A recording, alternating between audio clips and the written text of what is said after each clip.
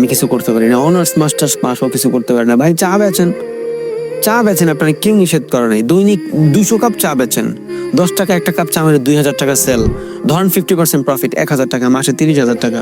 বেচবেন কতক্ষণ? 2 থেকে 3 ঘন্টা। 2-3 ঘন্টা চা বেচে যদি মাসে 30,000 টাকা কামাই করতে পারেন, বাকি সময় আপনি অন্য কিছু করেন। দুনিয়ায় টাকা কামানোর থেকে সহজ কোনো সোর্সই নাই।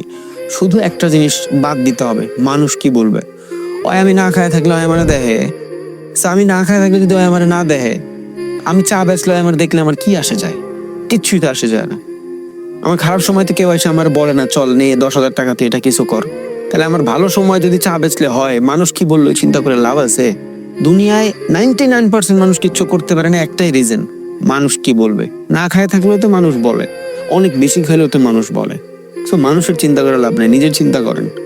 যে কোনো কিছু শুরু করেন, টাকা ইনকাম করার সোর্সের কোনো শেষ নাই দুনিয়ায়।